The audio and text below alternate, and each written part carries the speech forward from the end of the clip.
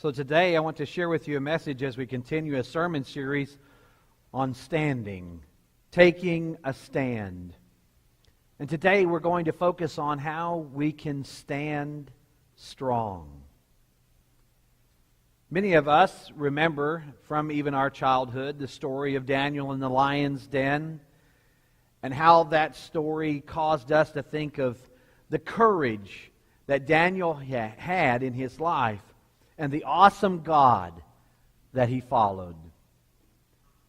In the course of this sermon series, what I hope we can do is look at those opportunities in our lives that God presents us with, that we can stand for what is right.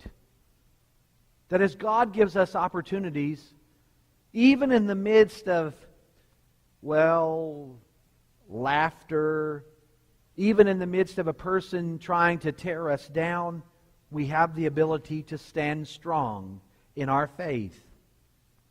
So let me share with you a little bit about where we are in the story of Daniel's life. Daniel is 80 years old. He's now on his third king. King Darius is the third king in which Daniel has now served. And Darius kind of has this idea of, let's divide this kingdom up and we'll have wise men or satraps who will be the ones who will take care of all of the little details around the kingdom. And then over all of those, we'll have 3 administrators. And one of those administrators is Daniel. Daniel is given a very high place of authority. But you have to understand something. Daniel was not raised in a Babylonian home. Daniel was raised in a Jewish home.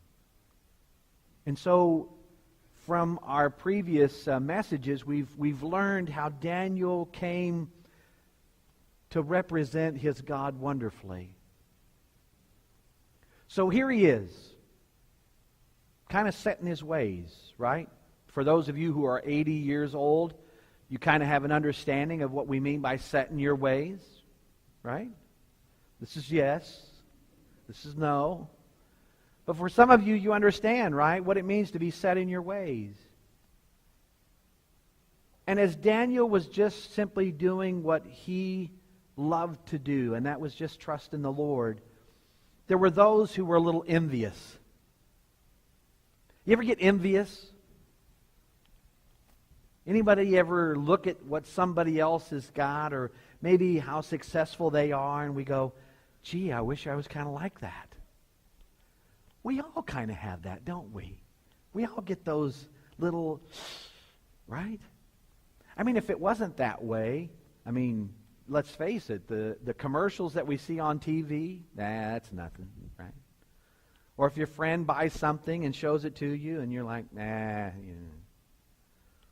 We all kind of carry with us a little bit of that streak of envy every now and then. When we see somebody that's got something, and we'd kind of like to have that too.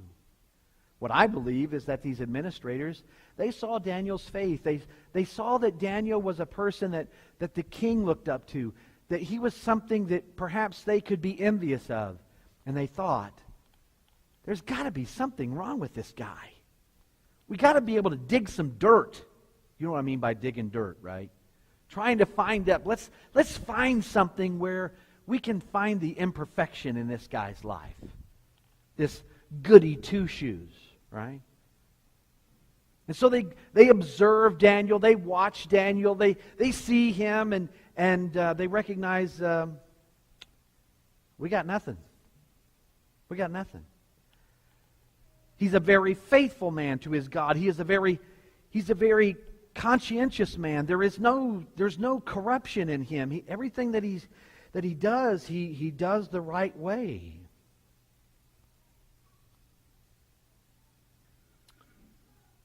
Let's make something happen to the laws so that him being a righteous person is against the law. How convenient. And so they come to the king with this stack of parchments, right? And now, king, it's time for you to sign the decrees. It's time for you to sign the laws. All right, sign here, sign here, sign here, sign here, sign here. He doesn't really understand what he's signing, but he's signing a law that says you can no longer pray to God.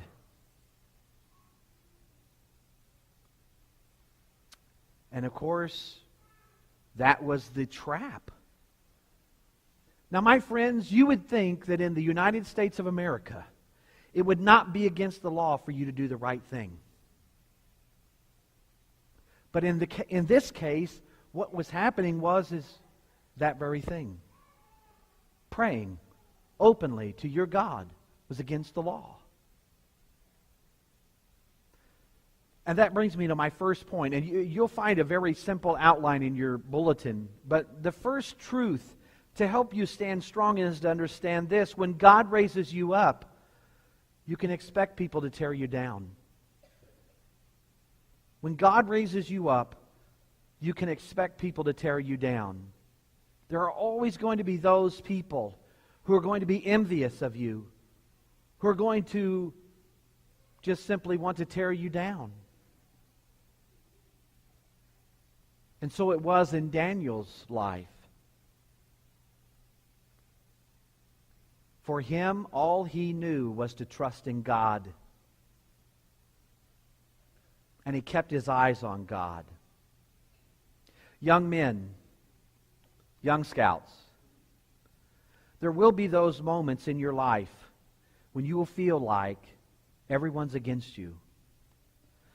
There are going to be those situations that happen in your life where you know that doing the right thing is the right thing. But people are going to tear you down for doing the right thing. Do the right thing anyway. Always remember that God is counting on us to do the right thing, even if it means that our friends tear us down. Now, of course, you have a wonderful community of faith. Brothers and sisters in Christ who are willing to stand up with you in those moments. And that kind of may have been an easy solution. There was a simple solution to this issue. So the law is decreed, you can't pray to your God. So Daniel basically has three choices. Three choices. He can stop praying altogether. I mean, listen, sometimes when friction occurs, the best thing you can do is just give in. Peace at all costs. If praying is illegal, I don't want to break the law, I'll just stop praying. It was an option. The other option is that Daniel could have said, I'm going to kind of pretend like I'm sleeping, but I'm going to be praying. Kind of like what some of you do the opposite way on Sunday mornings, where you're kind of sitting there in a spiritual thought, and you want the pastor's looking at me, and he's going to think I'm praying, and then you do this, and then it's all obvious, right? Maybe I'll just kind of pray quietly, in secret, won't let anybody know that I'm really praying. Yes, he could have done that. Or he could have done what he felt was right and prayed openly, didn't necessarily make it a big to-do, right? But he could just simply continue to pray to God and be put to death. Three choices. Now again, I don't necessarily think that Daniel was wanting to place the emphasis on himself, right? Hey, everybody, I'm over here, I'm praying, hashtag I'm so spiritual. Right? Wasn't like that. The Bible tells us that he went to the upper part of his house and he opened the windows toward Jerusalem, which is a very, very strong tradition even to this day. That he would open the doors, the windows of his house toward Jerusalem, and he would get down on his knees and he would pray. He didn't allow the pressures of society to rob him of his trust and his faith in God. Which brings me to my second point. Kneeling to pray is what gives you the strength to stand.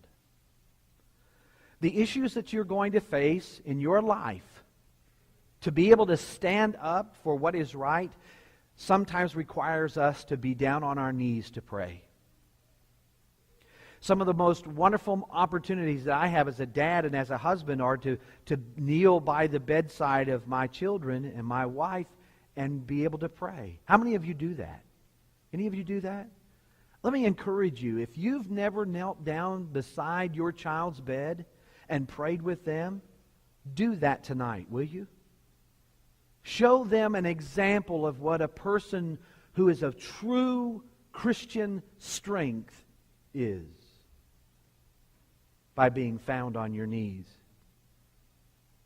Daniel 6:10 says that he got down on his knees and prayed, giving thanks to his God just as he had done before. Let me tell you something. Once you are in sync with God, it's hard for anything to come along and nudge that out. And so to truly be able to stand strong, you've got to get down on your knees. I believe that the first response to any problem in our lives should not be panic. And you'll be faced with those situations in your life where you'll have an option to either panic or pray. And I hope that you will pray. And it can be very simple. Lord, help me. But when life gives you more than you can stand, I hope that you will kneel. I hope that you will take the time to pray to your God and ask Him for strength. As a follower of Christ, we understand that we are not promised a bed of roses. Right, church? There's no guarantee that nothing bad will ever happen to you. As much as I would love to be able to tell you, as long as you live your life right, as long as you're a good boy, Andy Hawkins, everything will be just fine. Nothing bad will ever happen as long as we are good. But I can't. And as Daniel knelt to pray, he recognized that someone was maybe watching and taking notes. Aha, we found it. Daniel praying. King Darius, you signed a law that says anybody caught praying must be put to death. There's your man. And so what happens? Now Daniel prayed. Did that mean that Daniel didn't get thrown in the lion's den? Nope. He wound up going right down into the lion's den, right where the lions were at. And at that particular moment, do you think Daniel thought his life was over?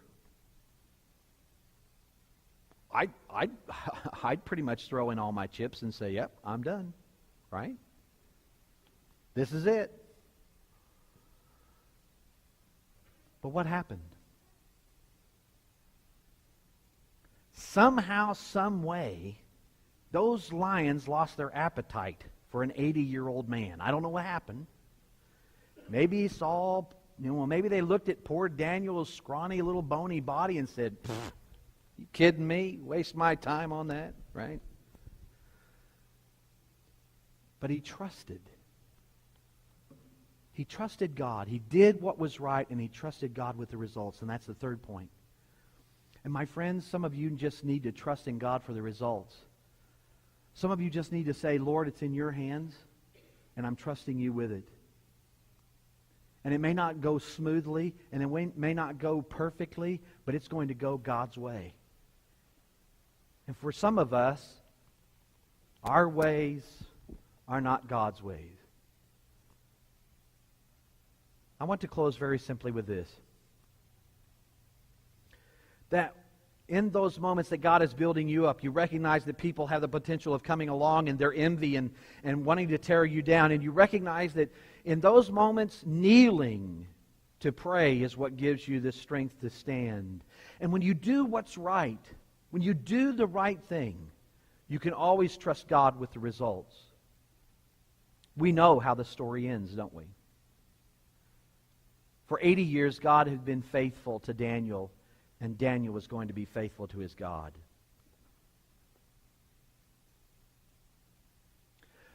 For us,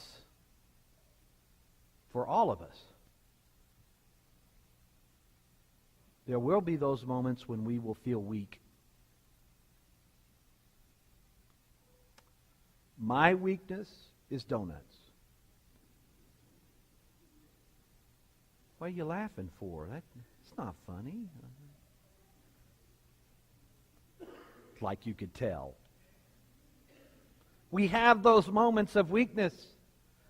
And don't get me wrong, Daniel was not an item of perfection. I'm sure that Daniel thought that he could do more to improve his relationship with God. There was never a moment when Daniel said, I'm finished with my walk with God. Everything's great. Everything's perfect. I can't improve any more than this.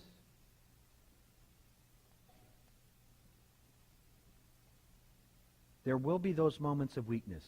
There will be those moments when you will be tempted to do the wrong thing. And I direct your attention to Daniel 6:23. And when Daniel was lifted from the den, no wound was found on him because he had trusted in God. It doesn't say because Daniel was perfect. It doesn't say because Daniel did everything absolutely right. It says that the reason why God rescued him was because he trusted in him. And you and I, each and every day, are given the option to trust in God. Will you trust in Him? Will you trust God? Will you say, Lord, I trust in you. Even when things don't look good, I'll trust in you. Even when I'm not doing the right thing, I'll trust in you to help me to do the right thing.